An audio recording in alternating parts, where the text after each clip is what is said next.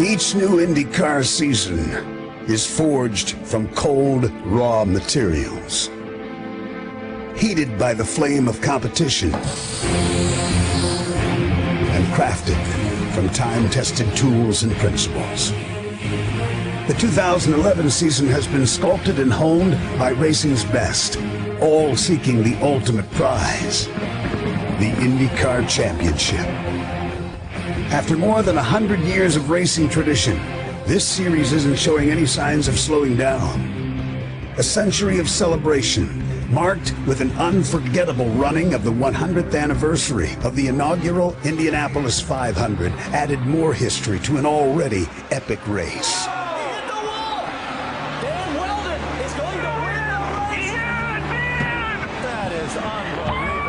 That Cinderella story can be continued today as Dan Wheldon challenges the field for a $5 million day. Danica Patrick has had more focus and drive than ever. A win today would be a sweet goodbye from the series that has lifted her to fame and fortune. Danica Patrick, number 16, leads the 89th running of the Indianapolis 500. And for the second year in a row, the desires of the entire field have come down to the same two stars. Dario Franchitti, in pursuit of racing glory and his fourth IndyCar championship, a historic third in a row. A team targeted to continue to chip away at a racing legend's leading number of 12 championships. Team Penske's will is powered by a road course star needing to prove his will on Las Vegas's high-banked, high-speed oval. The time is now for Will Power to go all in for his first championship. Tensions between these two have been running high. Dario and Will Power make contact. Man, really disappointed in Dario. I always race him clean, and he always races me dirty. Today, each grasps for victory, more precious than the metal from which it was forged. Who will win this championship, this season? All the labor, the discipline, the emotion expended in its creation. He is furious. Who will win this trophy?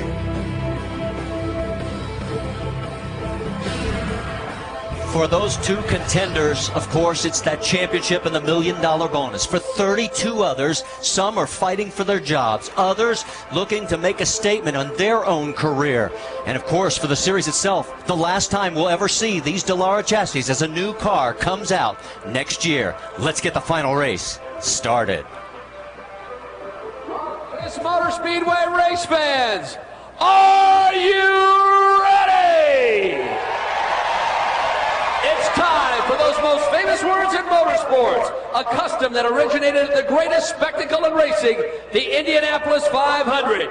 Here for today's IZOD IndyCar Series World Championships presented by Honda, our honorary Grand Marshal, skateboarding legend Tony Hawk, to give the command. Drivers, start your engines! The command has been given. Pitchex, when you're ready, let me know, please. Race control, World 1, World Championship, hot. 2, hot. 3, 1 hot, 1 not. 4, hot. 5, hot.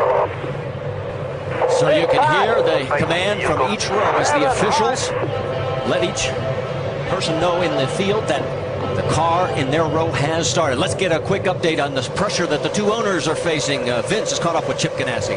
But Chip, just before Chip, what was the message you gave to your team today before coming out for this championship battle? Well, to the team you say one thing, and to Dario, he knows what to do. But, you know, to the team, it's the keystone in our season. We're going to put the keystone in right here today. Thanks, Chip.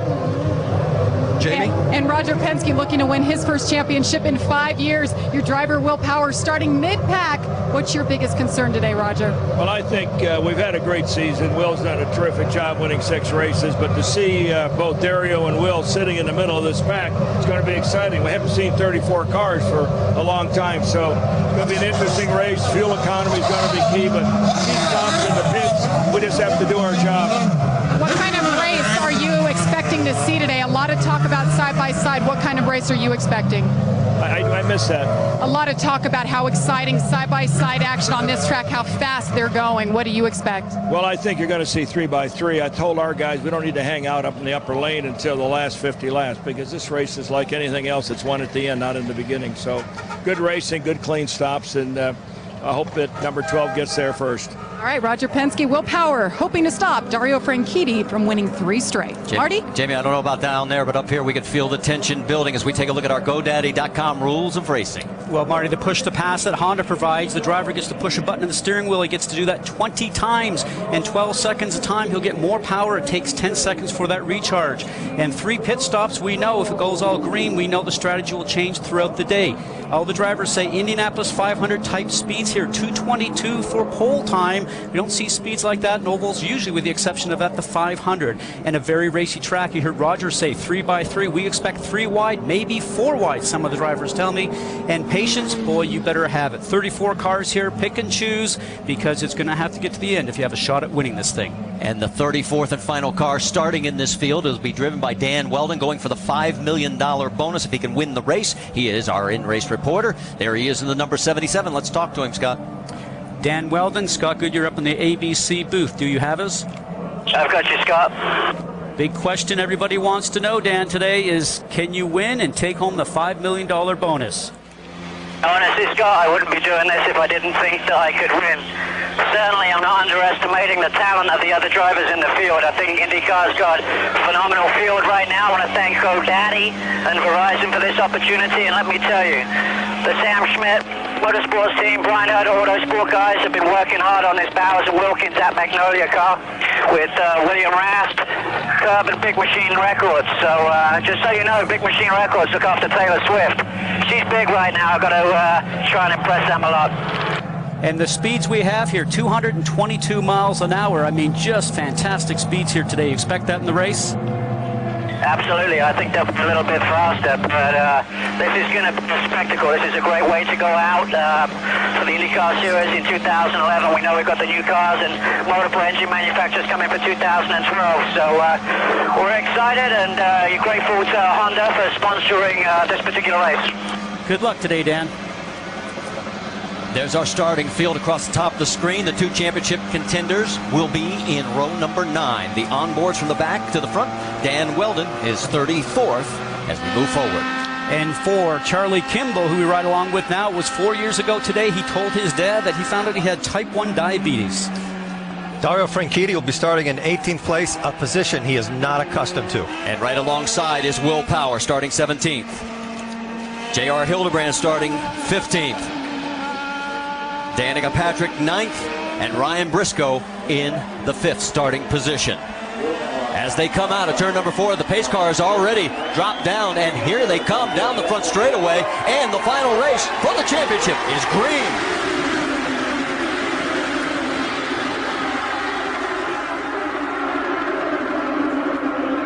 But we're already seeing 3 wide, coming out of 2.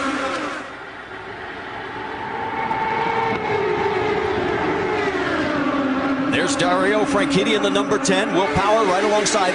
They're going to try to feel themselves out a little bit, I think, guys. They didn't want to get in any early trouble. Spoke to both those guys. They know they have to be there at the end. And Eddie, as we know, when you start a race, you might have a plan. You take the green flag and you put your foot on the gas, and all you want to do is pass the car that's in front of you.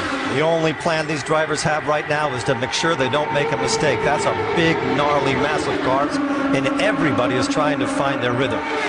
Right now it is Tony Kanaan up front of Ed Carpenter, Oriol Servia, Marco Andretti, Ryan Briscoe. And further back, just pick your favorite driver because they are literally wheel to wheel, side by side. Remember, this track has changed since you and I ran here, Eddie. They put a higher banking here, up to 20 degrees. And this track is very different because of the dog leg in the front. The drivers are going through turns 3 and 4 right now. And this dog leg in the front, you come up here and basically it's another left-hand turn, and you have to watch who's on the inside of you because you can really squeeze somebody down. This is one of those places where you have to make sure your spotter and you are working in total tandem. Tony Kanaan's looking really strong. Look right in the middle of that screen. There's the number 10 of Dario Franchitti as he is continuing to sort of be in the middle of things. And you can see, we'll keep updating you as the points as they run. There's the 12. And Dario's just getting ahead of Will Power now as we look out the back. Things starting to sort out a little bit now. All those sparks you see, remember, full fuel right now. Tire pressures will build as they run a few laps. Raises the car off the ground. Those sparks will go away. Nothing to be concerned about for the drivers at this time. Checking in on that battle for fourth right there, Ryan Briscoe, Oriol Servia. Tell you who's really impressive right now is Ed Carpenter. He's picked up where he was in Kentucky. On board with Briscoe. The 98 of Alex Tagliani on the high side. Oh, so close in there. Right there. These are not stock cars. They don't do very well when they rub sides with each other. But did you listen to that? They touched and they didn't even take their foot off the gas. They just kept on going. That was Ryan Hunter-Ray on the outside. He made a good move to avoid making that a 3-car pileup as he was on the worst end of that, being on the high side. Nothing's changed up front. Tony Kanaan is still leading, but boy, the action back behind him, he doesn't know what he's missing. He does know what he's missing. He's glad he's not in the middle of it. Right now, Franchitti is running. Well, he's just moved up into the 18th position. Will Power has dropped back, guys. He is now running 26th. And there is Will. Look who's passed him, the 77 of Dan Weldon. Points as they run right now, Franchitti's favorite. The challenge for second place getting a little more interesting as Marco Andretti looking to the outside. And what's really interesting there is that Ed Carpenter probably could pull himself up a little bit closer to Kanaan, but he's not. Remember, when you get close to the car that's in front of you, that dirty air that comes off that car, Eddie, as you and I know from driving these, really takes the downforce off your car, maybe lightens up the front, and the car won't turn as well as it wants to. We call that understeer, and if the car can work well behind the car that's in front, great. If not, use the tools in the cockpit, the weight jacker and the adjusting bars, maybe make it a little bit better. Looking for Dan Weldon. Started 34th in this field. He has moved up 10 spots. You're on board with him. And one thing he was worried about going into this race was all that dirty air created by 34 cars. But right now, the position he's in, he actually has a small advantage because everybody else is opening the air up in front of him. And he, oh, here we go. Trouble, contact, and a huge crash. Up in turn number 2. Oh, multiple cars involved. Oh, my. It looks like Dan Weldon may be involved in it. And Eddie, you and I spoke about this morning on the drive-in. Just this amount of cars, the speed, just the chance for what they call the big one. And what happens in conditions like that, even if you're 300 yards behind that, you cannot stop these cars. The only option you have is to try to avoid it, and it was impossible to avoid anything there. And you saw Will Power, his car involved as well. My. What a mess. That's Townsend Bell that was, I think his car was up on its side there, the 22. 15 there of Jay Howard. An additional entry, excuse me, is up to 19 to 15. I can't see with the sun shining there. Some of the car is broken. They're showing that as Alex Lloyd, the 19. It's the 15 of Jay Howard. Yes. One of the cars actually flew for about 200 yards in the air. Red flag is out here at Las Vegas Motor Speedway on lap number 12. And from high above, you can see the carnage. We talk about the car going through the air. Eddie, you know that these cars run so low down to the ground. We mentioned before, we saw them hitting the ground and sparking, that anything underneath the car, underneath the floor, underneath the tub, really just gets the air underneath the car itself, and up it will go. We saw J.R. Hildebrand out of his car. There is Dario Franchitti. Somehow he managed to get through the carnage, but Here, guys, I mean, there's just nothing I can do. Will Power did not. 10-4. They are going to stop you at pit lane on the right-hand side. They want the drivers to stay in the cars. What Franchitti was alluding to is there's nothing he can do avoiding the debris that's on the track. Well, there is debris everywhere. You can see just how many cars are literally torn apart. And this was the one thing, and there is the 18 of James Jakes. Now, he had a crash early in practice on Friday. That is actually a KV Racing backup car that they put together for him. I don't see much damage on there, but he's out of the cockpit. And look at this from high above. And this was the one thing we were fearing when we saw qualifying and the two championship contenders in the middle of the field, a big crash like this early in the race. What happens in accidents like this is that a single mistake by anybody, which might be dirty air, could be anything, multiplies itself so fast that you start accumulating cars. There's no way that you can control what happens. Once you start spinning at those speeds, it's impossible. It's impossible to solve the problem. And when we were watching that, Eddie, I'm not sure that anybody made a mistake, because I started to see some sparks. I was wondering if actually there was a suspension failure or a failure on a car, and the sparks I saw, and then all of a sudden people started to collide with each other. So not sure if it was a driver error. There's Paul Tracy to the right there. We're going to sort this out. We know at least 8 cars are involved, maybe more. So stay with us. We'll go side by side, and it's only lap 13. And we've already had a huge crash here at Las Vegas.